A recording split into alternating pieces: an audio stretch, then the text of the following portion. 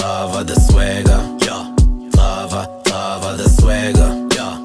Lava the swagger, yeah, yeah. Lava the swagger. Let's make this interesting. Do you mind we share how we met? Because I think that would be an incredible story. Before we get anywhere else, I think we should start with how we met, so we can kind of lay a background for the viewers. To be honest.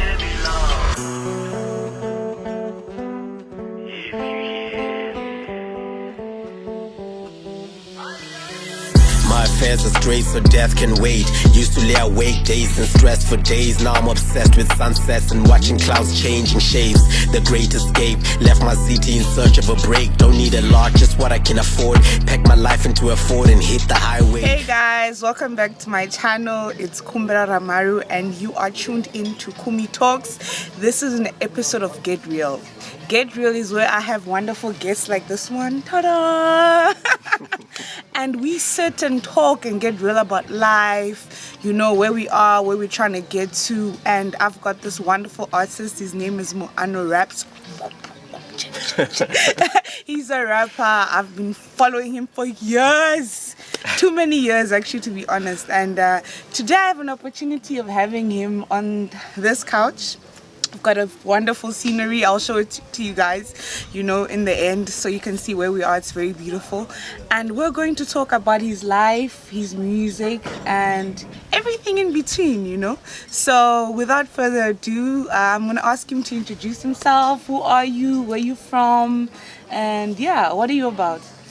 Yeah, I should say my name is Muano Raps. Grew up in Pretoria, but I was born in South Africa. Studied here in Pretoria and then moved to Cape Town for a short while for work and all that stuff. But all along I've just been rapping like in between. Only just started getting back to it seriously this year, but it's been something that's been going on in my life like throughout in the background.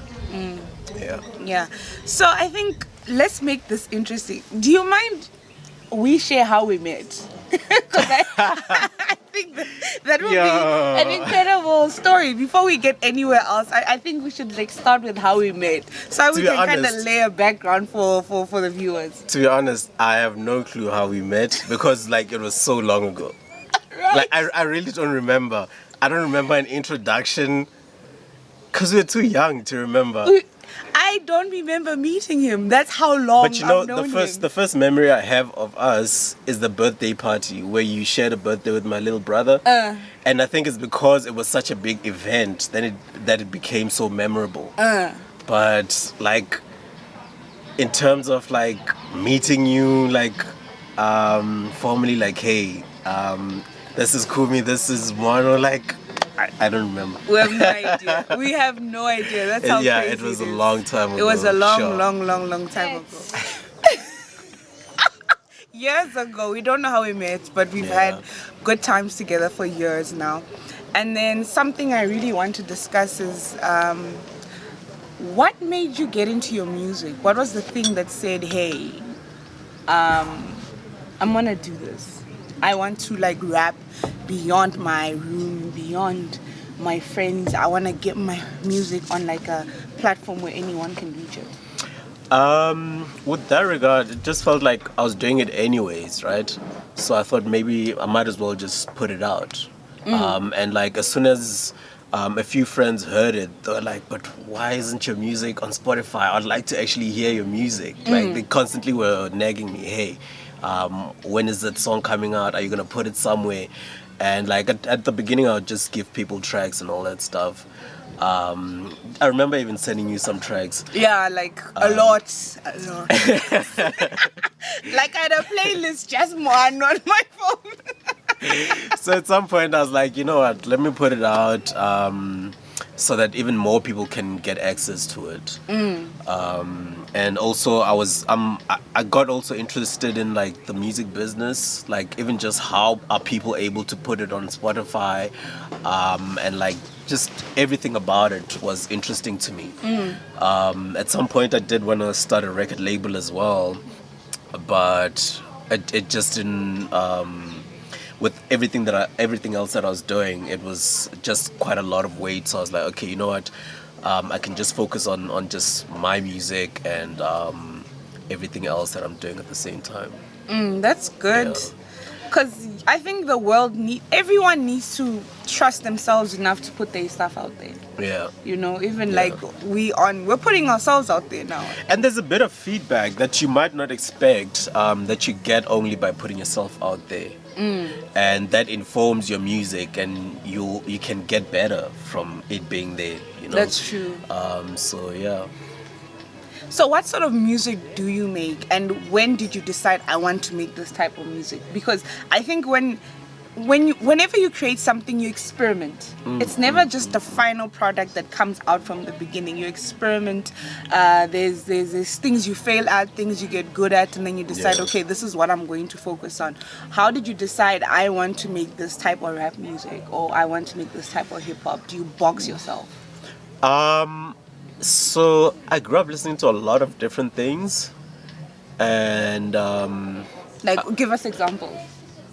yeah.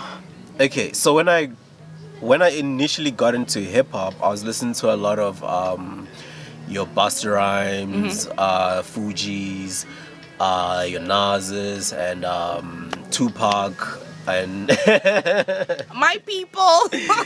and at some point while I was in high school, I was suddenly introduced to like the underground hip hop, and that just shifted my perspective completely. Way Mortal Technique, Lymphatic Tabs, and like everything that I knew just expanded, right? And like as music progressed, new genres came into the scene, and like now you have that, and like all the other music has always been in the background as well. Like we grew up listening to Kwaito, even though we don't get a lot of that. Yeah. There's a lot of genres that inform me, but at the same time, I enjoy lyrics. I enjoy poetry.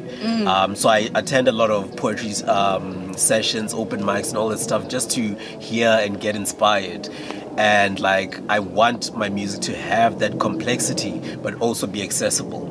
Yeah. So like I want you to be able to connect to like the hook and the rhythm and the beats and all that stuff. But when I rap, I want you to also be like, wow, okay, there's a lot in there. Like I want you to be able to want to come back and discover something new. That's true. Whether it's a punchline that you missed or like just wordplay or whatever it is, but I want it to have layers. Good wordplay in your music, that's for sure. I think like an artist that I really enjoyed, like Proverb. Like you really go back to his music and you're like 5 years later you're like, how did I miss that punchline? Yeah. you know like that. So I think, as you said, lyrics are really good. Yeah. That you need to focus, actually not lyrics are good, you need to focus more on your writing.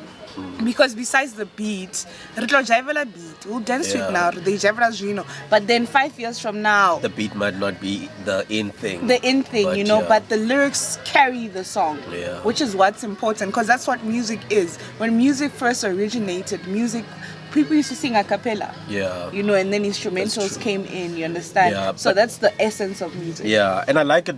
I like having a good balance between the instrumentals as well as the vocals. And when I write, I always have this thing where I want the vocals to be just as strong, even if there wasn't a beat, whether rhythmically or like just captivating in terms of story, whatever it is. I want to be able to like rap it with a cappella, and you still want to listen. Yeah. So can you tell us, do you do music full time? Not full time, but at the moment I'm treating it almost like a second job. So I have a day job. I'm a That's what I want to know. I need to work, yeah, yeah. I need to work, yeah, yeah. Chasing a moving target, I need to work, I need to work. We want to know about the day job. Let's get real. Like, let's tell us, what day job do you do? Because I think you have an interesting job. Yeah. Well, I'm a programmer. I build apps and games and all that stuff for a software company. Yeah. And our clients include like galleries, museums, and like just exchange shows and like all those sorts of places where you'll get interactive displays. And most of us focus is on educational games. So yeah, it's, for example, like we did a few apps for a museum in Kuwait, which were specifically to Did teach. you hear that? International. In where? I went. I must learn to pronounce in Kuwait.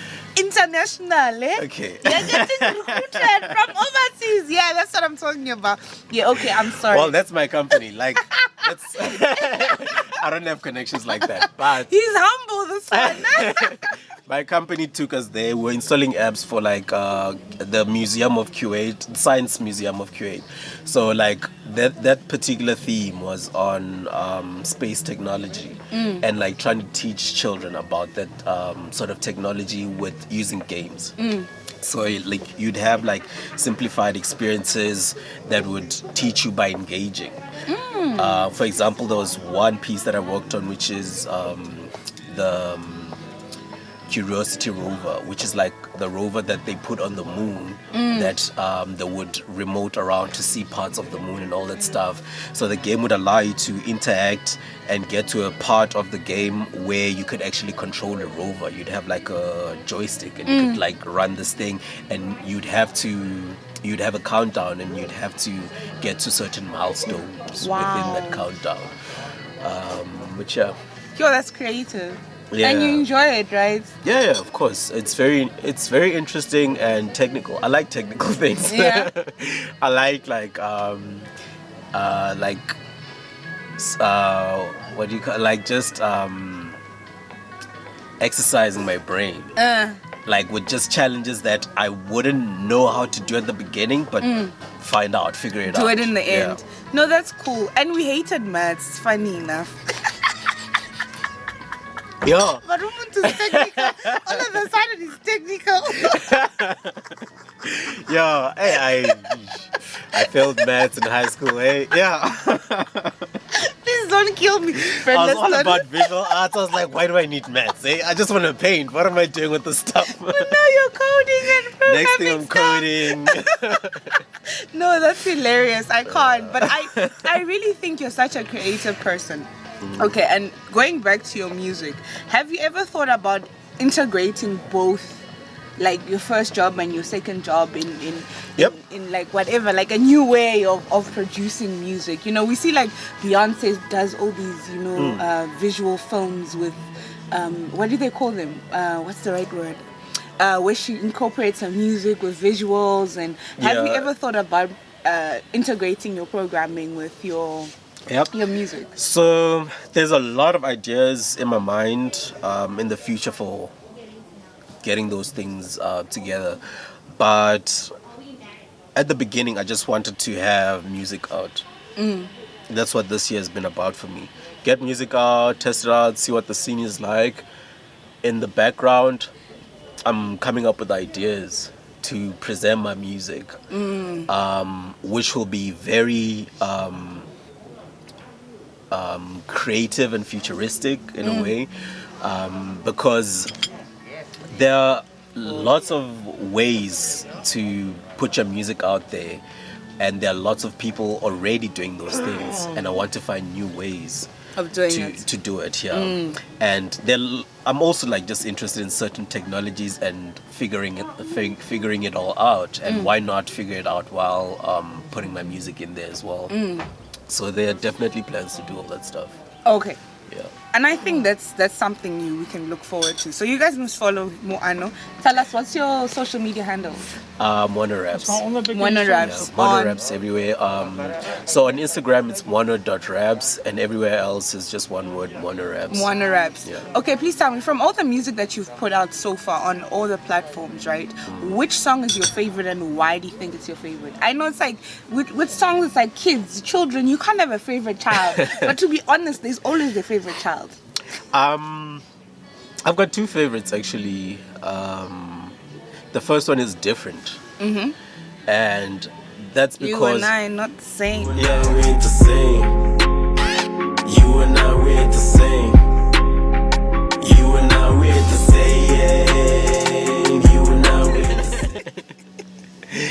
And that's because like it speaks a lot about my life, my history, and what's happening now.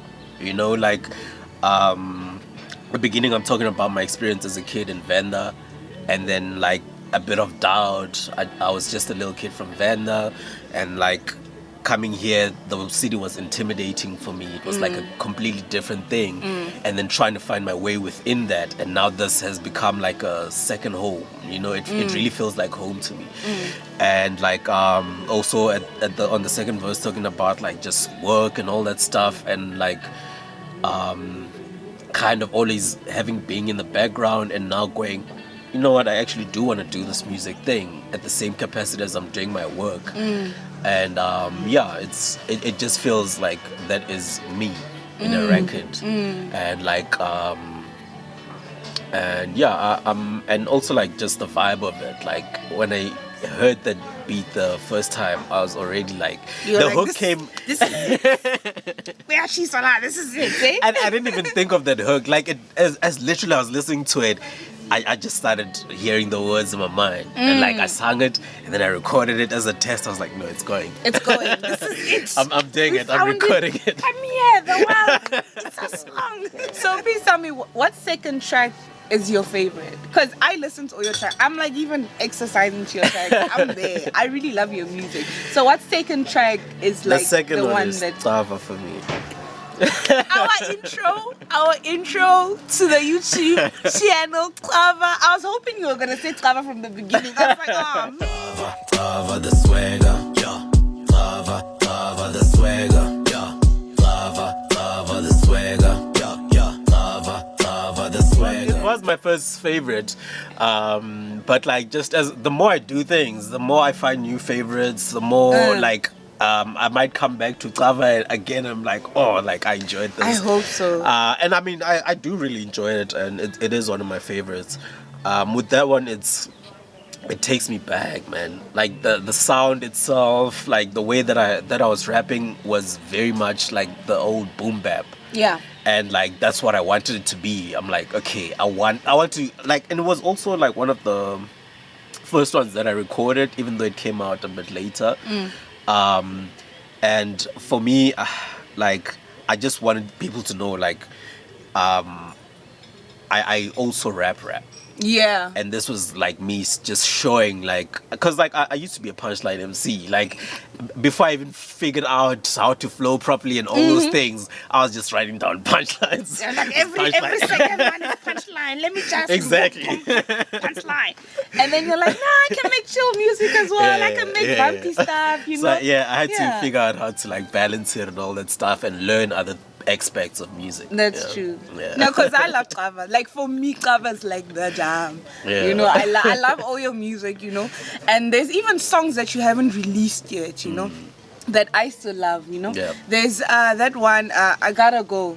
You know, Yeah. people don't know it. No, but it was released, but it's not gonna be like I'm not gonna re-release it. It was released in SoundCloud when I was just doing SoundCloud stuff, and I could potentially put it out on like the other streaming platforms, but I want to have some extra stuff for people to look forward to, so that if only all you have is my Spotify music or Apple, you can still go, I wonder what else is out there, and then you find on SoundCloud. Yeah, and then you find that other stuff, like, oh wow, there are some other gems hidden somewhere, you know. Yeah.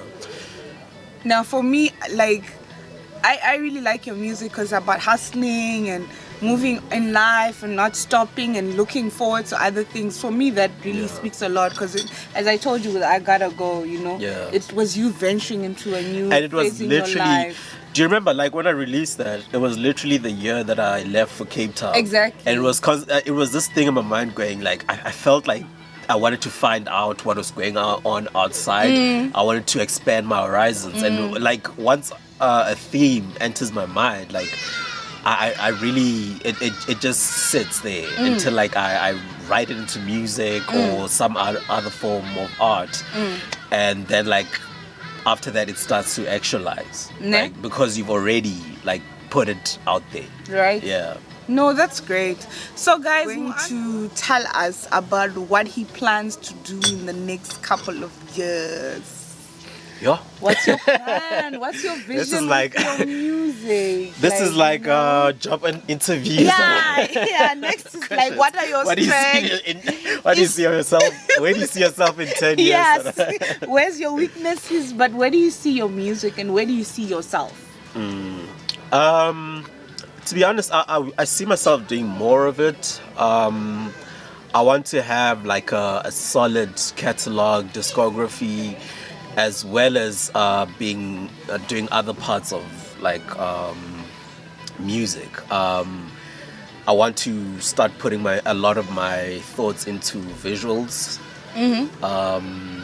whether it's animated music videos or full live action music videos, or like complete album visuals, like where it's similar to like what you've seen with Tyra Wack or Shanae Monet, like all those sorts of things. I want to make those into my life in a way. Like where, like you know, like where people devote parts of their life into shooting a film. Yeah. I want to put that kind of effort into my work. And you've got a very interesting life, by the way. What do you mean? Like all the things? Yeah, all the things that I think that you do, and the things that we get up to as well. Like we get up to a lot of things. That's true. You know, so and that's why I decided to start capturing stuff. You know, I'm like, hey, there's a lot going on. Why not capture it? Yeah. You know, and put it out there. You know, for the world to see. Yeah. So that's what you're doing, work-wise. You see yourself expanding borders. Yeah. Do you want to see yourself grow into another sort of career form, or you're fine where you are? I feel like I I'm hope already. your boss not listening. I feel like I'm already doing quite a lot, and at the moment in my life, I've been taking in a lot of new things. Like I've always, throughout my life, I've always been curious about how does that work, and I'd go into that tangent, figure it out, and all that stuff. And when you do that, you kind of stray away from other things that you already know. And at the moment, I want to revisit things that I know and like just solidify that knowledge and use it and let it inform all the things that I'm doing. So like just solidifying everything that I'm already doing like just strengthening all those links. Right. Find what you're good at, stick to it, and just get better at it. Yeah. That's great stuff. So guys, that's Muano Raps, right? Please follow him on social media. Please give your social medias again. It's Muano Raps everywhere. On Instagram, it's muano.raps. And then my website is muanoraps.com. Good website, guys. We are official. We're professional about this. Thank you so much for watching, guys. I appreciate it, Muano, for allowing me to dig into your life, right? It was fun.